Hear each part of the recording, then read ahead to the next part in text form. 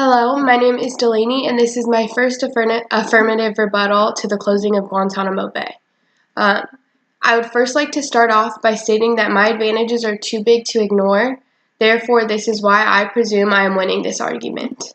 My first advantage, one, this being budget, where I stated that the documented price in 2015 of running this facility, that being Guantanamo Bay Prison, was $445 million per year.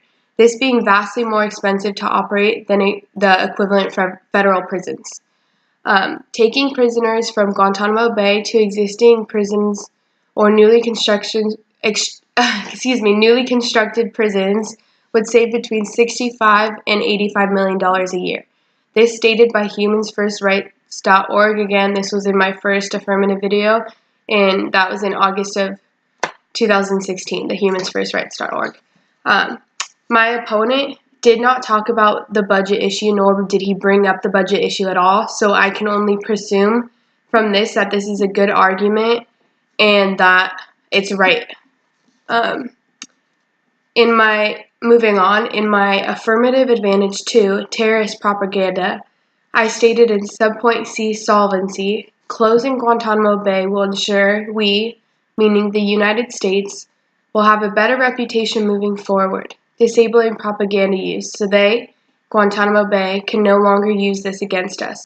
And in my subpoint D, impact, I stated closing Guantanamo Bay would be one less weapon that terrorists could use to potentially recruit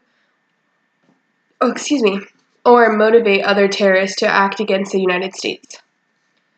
My opponent in their subpoint D of impacts, and this was in their topicality argument, stated what's to say this will not allow for more terrorist activity to rise in the absence of the United States being at Guantanamo Bay.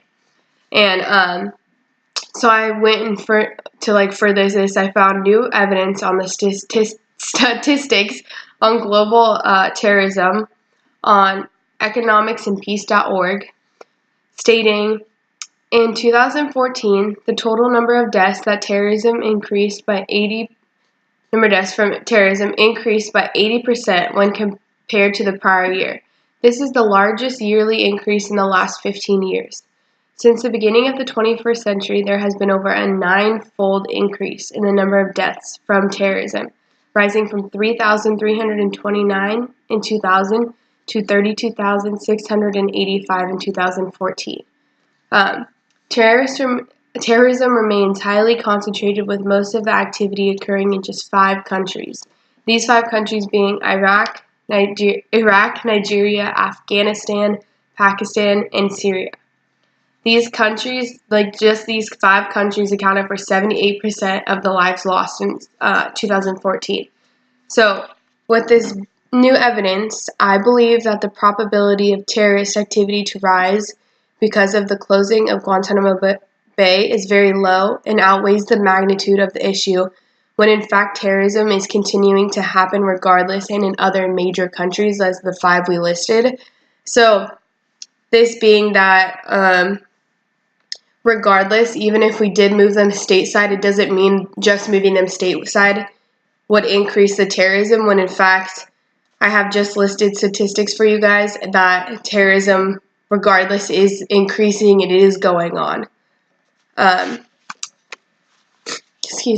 Next, I will be discussing my opponent's disadvantage subpoint C, internal link, when he states the immediate effect it will have on closing Guantanamo Bay will send all these large-scale terrorists back to their homelands where prisons may not be as secure.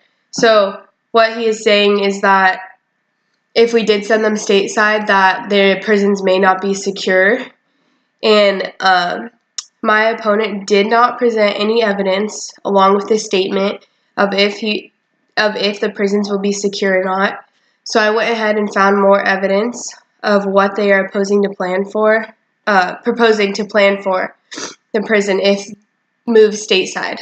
On usatoday.com, it states that the administration seeks an active dialogue with Congress on this issue and looks forward to working with Congress to identify the most appropriate location as soon as possible. The plan examined 13 potential sites for transferring the suspected terrorists. The report looked at existing facilities in South Carolina, Kansas, and Colorado, as well as new facilities at unnamed military bases across the country. So this was actually in Obama's plan, and that is featured on usatoday.com, that he was and still is currently looking for different sites on where we could transfer these detainees that would be secured.